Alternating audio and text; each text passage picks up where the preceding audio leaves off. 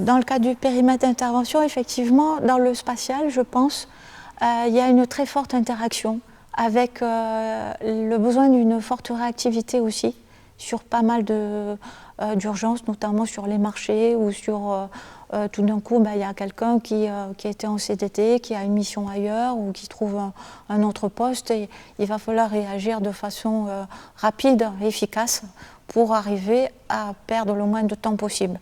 C'est pareil, si on a un souci de livraison, un souci avec un fournisseur, il y a une réactivité forte à avoir et une grande communication, une grande implication en fait de la part des uns et des autres pour permettre de régler le problème le plus rapidement possible. Interaction, c'est-à-dire une très forte communication pour être sûr que si on intervient au niveau du fournisseur ou au niveau du CNRS, parfois on peut faire appel au CNRS pour avoir une aide extérieure.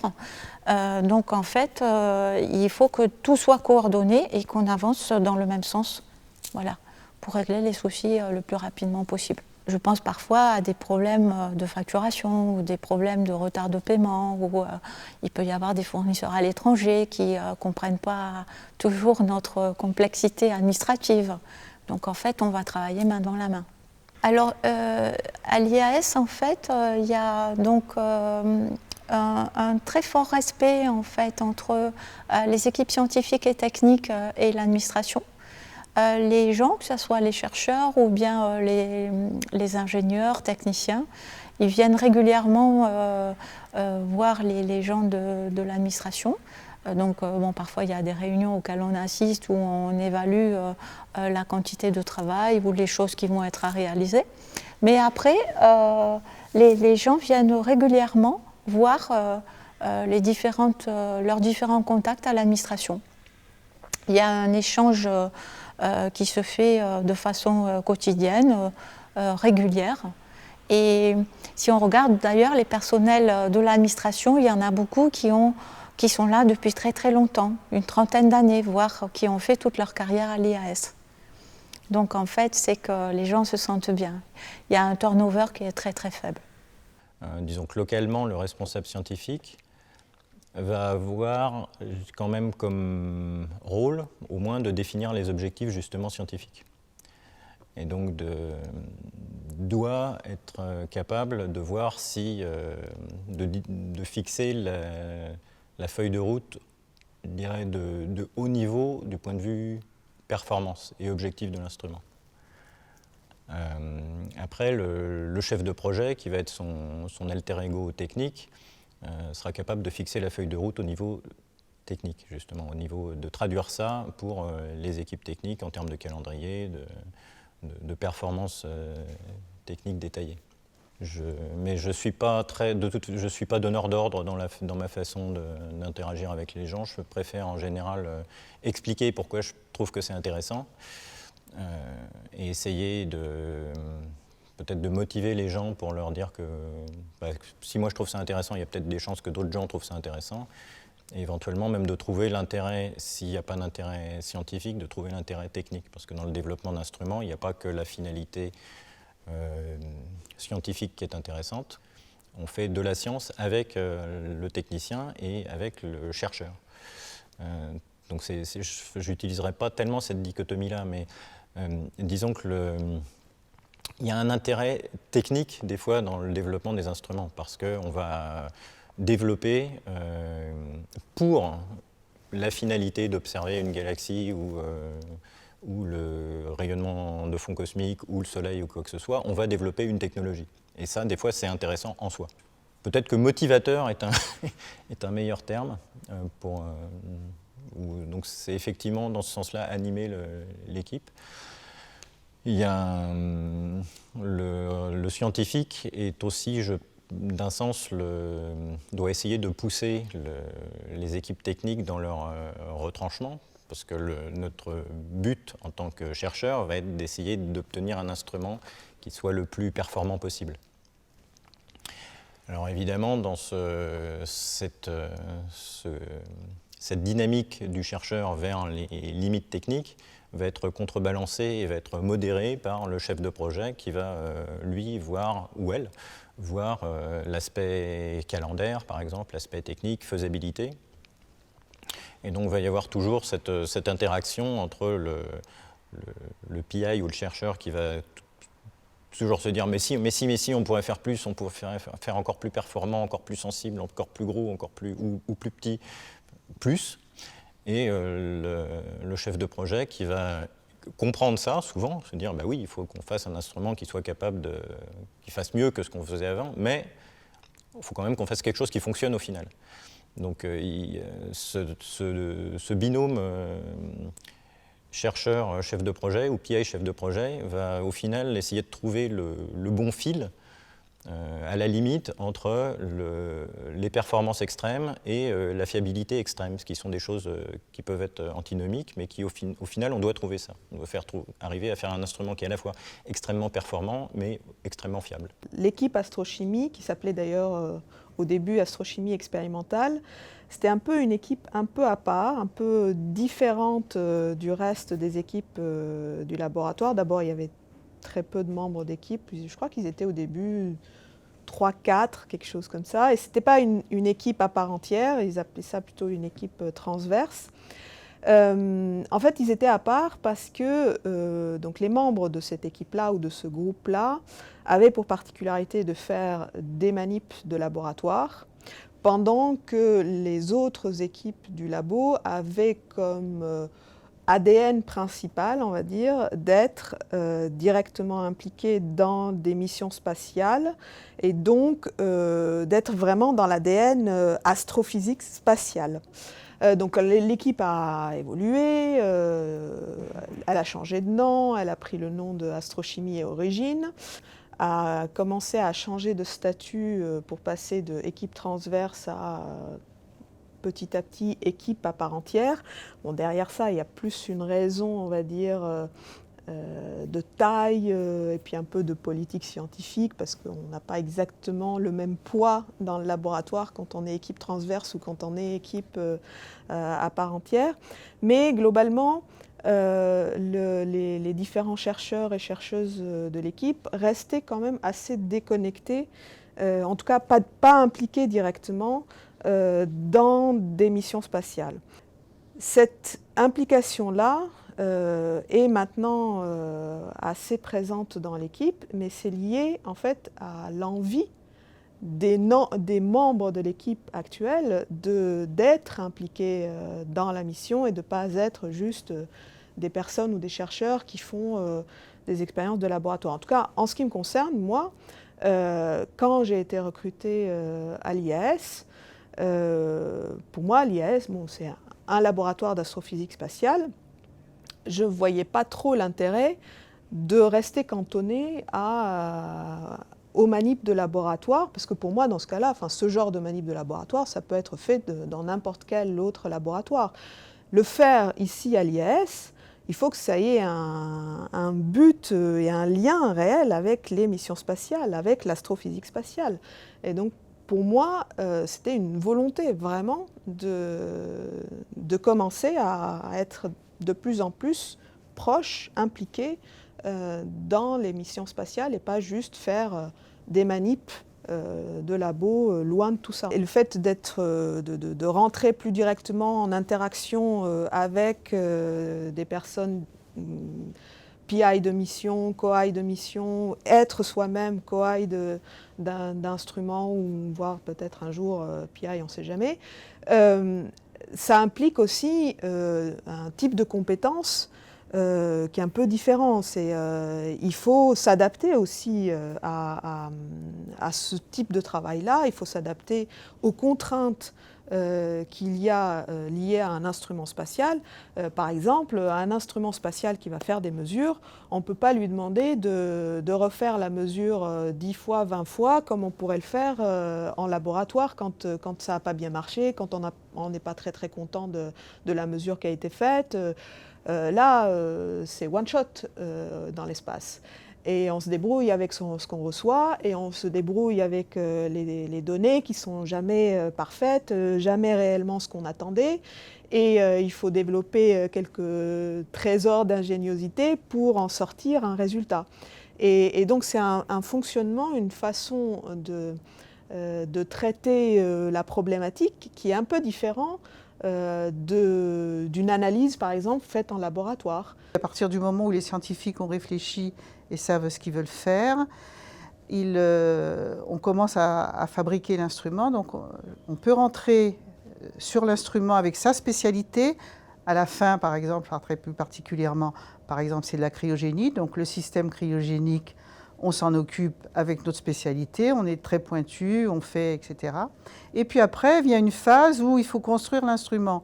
Alors l'instrument, il ne se construit pas tout seul au laboratoire, on a la maîtrise d'œuvre pour certaines fois, mais on contribue, il y a d'autres laboratoires qui contribuent, des laboratoires français, des laboratoires étrangers, dans tout le monde. Et donc après, on commence à rassembler les morceaux. Et c'est là qu'on appelle la phase qui s'appelle AIT-AIV, c'est-à-dire assemblage, intégration et test, et assemblage, intégration et vérification, qui est la partie où on met l'instrument sur le véhicule, sur le satellite qui va les emmener. Donc la première partie a été assemblage, intégration, test. Petit à petit, toutes les équipes arrivent et on construit l'instrument, on met bout à bout, on teste, etc. Et là, ce qui est passionnant, c'est de voir que ce qu'on a fait, ça fait fonctionner ce pourquoi on devait faire. La cryogénie, on doit refroidir des détecteurs. Eh bien, on met les détecteurs au bout de la chaîne cryogénique et puis on regarde que les détecteurs, ils sont bien froids. Et puis, ceux qui s'occupent des détecteurs, ils regardent que leurs détecteurs, ils détectent bien ce pourquoi la lumière qu'ils doivent détecter. Et donc, comme ça, on met, et puis après, il y a les opticiens qui arrivent pour faire leurs tests aussi. Et ça, c'est une phase qui est, moi, je trouve passionnante parce que à quoi on a pensé comme une construction d'une maison, on a pensé depuis le début, ça prend forme, ça marche, on rencontre les autres équipes, on les a eu beaucoup au téléphone, mais là, on les voit, on fait les tests ensemble. Et il y a tout un aspect humain de travail ensemble qui, moi, je trouve, est particulièrement intéressant. Et puis, dans la phase ultérieure, une fois que notre instrument fonctionne, eh bien, ça y est, on peut le livrer aux gens qui s'occupent du satellite sur lequel il sera embarqué. Et là, évidemment, on accompagne l'instrument. Et avec notre équipe, on forme une équipe, ce qu'on appelle d'AIT, avec toutes les spécialités que requiert l'instrument. Et on suit après l'intégration de l'instrument sur le satellite et puis les tests qui sont faits à travers le satellite, puisque l'idée, c'est qu'après, ce n'est plus les installations au sol, ni la station d'étalonnage qui fera fonctionner nos instruments, mais le satellite. Et là, on rencontre souvent les industriels, je ne sais pas si on peut les citer. Enfin, on a travaillé avec Thales, avec Alcatel, aussi bien les agences françaises que italiennes ou anglaises. Et là, c'est encore une autre dimension parce qu'on rentre dans un système qui est un système industriel. Donc, les industriels sont intéressés par faire des satellites scientifiques, mais ce n'est pas leur priorité d'un point de vue budgétaire, si je puis dire. Donc, ça demande une adaptation et de leur part et de notre part, mais c'est extrêmement enrichissant. Et le retour qu'on en a eu, c'est que tous les gens de ces entreprises privées qui ont travaillé avec nous ont été absolument ravis et enchantés de pouvoir travailler sur des satellites scientifiques. Et du coup, on accompagne jusqu'au bout. Et quand on fait de la cryogénie, comme pour que l'instrument marche, il faut d'abord commencer à faire marcher le système cryogénique pour refroidir les détecteurs, pour que les détecteurs puissent fonctionner. Et bien, une fois que le satellite est en l'air, on est encore là pour mettre nos détecteurs à température et après, on teste l'instrument. C'est ce qu'on appelle le commissioning. On est toujours là et l'équipe, une partie de l'équipe d'intégration, mais quand on fait la cryogénie, on est là pour vérifier que l'instrument marche. Et donc, le dernier instrument, c'est 2 mois ou 3 mois après le lancement.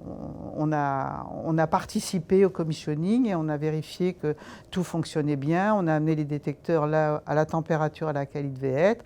Et les scientifiques commencent à voir leur signal arriver, leurs observations. Et là, c'est Voilà, on se dit, rétrospectivement, on se dit, mais comment on a réussi, après 10 ans, 15 ans de travail sur un instrument. Dans la recherche, il faut rester quand même assez curieux, je pense. De base, on est quand même curieux, donc on peut être vite accroché par quelque chose. Mais si c'est en plus être accroché sur quelque chose avec quelqu'un qu'on apprécie humainement, et avec qui on apprécie travailler, avec qui on s'enrichit mutuellement, bon, c'est encore mieux. Ça va des aspects théoriques à l'instrumentation, de l'univers primordial aux derniers milliards d'années de l'histoire de l'univers. Donc là, on travaille, effectivement, il y a beaucoup d'interactions, même si on ne publie pas forcément souvent des articles ensemble, mais on s'enrichit quasi quotidiennement, d'une certaine manière. Parce qu'il y a une bonne ambiance, donc on discute facilement. Parce qu'il y a ces réunions de groupe, une fois par semaine, on discute vraiment de sciences, d'articles, et qui permet de se tenir au courant de ce que font les uns les autres. Alors évidemment, avec des groupes, des affinités plus marquées entre ces trois-là et d'autres entre eux. C'est normal, c'est jamais tout homogène. Le bureau d'études travaillait sur des planches à dessin, ce qui était formidable. Moi aussi, d'ailleurs, j'ai appris à travailler sur une planche à dessin. Les électroniciens fabriquaient leurs circuits imprimés, donc travaillaient aussi sur... Voilà, c'est normal. Alors simplement, très vite, l'informatique est arrivée. L'informatique, ça a d'abord été pour faire, j'allais dire, traiter des données, mais ensuite se sont construits des logiciels de CAO, enfin de tout ce qui est modélisation finalement. Ça, c'est une des mutations, moi, qui est arrivée lorsque j'étais responsable du bureau d'études. Alors, compliqué, parce que les gens aiment leurs planches, et puis ensuite ils sont bons, ils font des jolies choses. Donc il faut absolument se débrouiller pour que, on achète l'équipement, bon, les convaincre, au début on ne les convainc pas, on en convainc d'essayer. Et puis tout doucement, chacun essaie, puis ensuite j'allais dire, il y a quand même une petite fierté qui arrive, moi je n'ai pas mon poste de CAO, même si on ne s'en sert pas beaucoup. Mais c'est compliqué parce que les gens ont l'habitude de leurs outils et ils sont bons avec leurs outils. Et donc, on ne peut pas leur dire « tu vas être meilleur ». Ça va être, pour eux, ce n'est pas possible, quoi. Donc, il faut qu'ils y trouvent un intérêt. Et donc, l'intérêt, il faut leur montrer. Donc, en particulier, ce qui a été fait par d'autres, ou comment ça a été fait, ou bien des choses qu'ils n'arriveraient pas à faire. Ça a été difficile pour les plus anciens. Enfin, pour ceux qui avaient encore 15-20 ans à faire, ça a été difficile. Aussi bien en électronique. L'électronique, c'est sans doute ça qui a le plus évolué, hein. Même si on voit bien l'image de la planche à dessin et puis de la console. On le voit bien, mais en électronique, c'est pire. Au début, on faisait de l'électronique avec des composants. Maintenant, on fait de l'électronique avec des microprocesseurs qui font directement les choses. On le choisit parce qu'il fait ces choses-là. En informatique, les gens ont pris les évolutions des matériels, ils les ont bien pris d'ailleurs, et ils ont fait évoluer leur langage, les rapidités. Puis, ce qui a été quelque chose d'assez compliqué, c'est le traitement en grande masse des données. Mais là, il y avait des précurseurs, parce que les gens de la physique avaient déjà, avant l'astrophysique, beaucoup plus de données à traiter. Bon, il fallait s'y mettre, c'est tout. Bon, voilà, donc ces évolutions, on les a vécues complètement, et je pense qu'elles existent encore. Et il faut bien voir que les réticences sont fortes, parce qu'on ne casse pas un outil à quelqu'un qui se sert de son outil, quoi. C'est très difficile. Il faut leur montrer l'attrait de la chose. Il faut leur montrer à l'extérieur ce qui se passe. Nous, on est allé chez des industriels pour leur montrer comment ils faisaient de la CAO. Dassault, à l'époque, vendait déjà son logiciel de CAO. On est allé avec certains pour leur montrer. En 15 ans, 10 ans, tout le monde est passé à une CAO avancée. Je ne sais pas où ils en sont maintenant, mais enfin bon, maintenant, voilà, on fait de la CAO qui fait tout, qui prend des bouts d'optique, qui prend des bouts... Voilà, on a maintenant des logiciels globaux complètement intégrés qui permettent d'avancer beaucoup plus et qui profitent à toutes les spécialités. Évidemment, il faut acquérir les outils et faire évoluer les métiers, sinon, voilà, donc compliqué pour le personnel. Et bien entendu, dans les laboratoires, il y a des spécialistes de ce qu'on pourrait appeler de la bidouille, mais au sens très noble, qui font monter des nouvelles technologies, parce que c'est ça qui va demain peut-être faire une manip, et qui va suivre le processus dont on a parlé jusqu'au grand projet. J'ai cette chance dans mon service d'avoir que des gens passionnés et qui ne regardent pas leur temps de travail.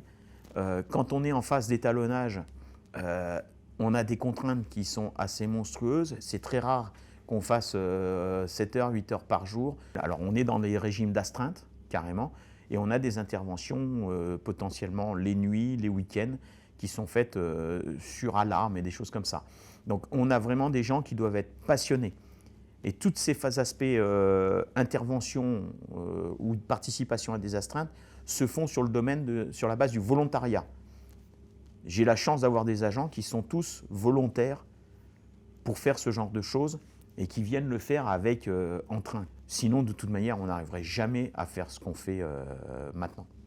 Alors, quand on est en étalonnage, on est en interface directe avec les équipes projets. Donc les équipes projets viennent s'occuper de l'instrument pendant que nous, on s'occupe de développer les moyens sols et d'opérer les moyens sols. Mais il y a une interface qui est vraiment très importante. Un projet ne se développe pas quand il y a un étalonnage chez nous sans qu'on participe à la vie du projet. Et on développe en parallèle de l'instrument, de l'instrumentation qui va voler, tous les moyens d'essai sol qui vont permettre d'étalonner ça. Donc cet instrument-là. Donc ce sont des instruments qui, à la fois l'instrument et à la fois le moyen d'essai sol, ils sont développés vraiment en même temps. Donc on discute tout le temps avec les personnes du projet, que ce soit les techniciens, que ce soit les scientifiques. On est vraiment tous imbriqués, c'est des équipes qui sont imbriquées.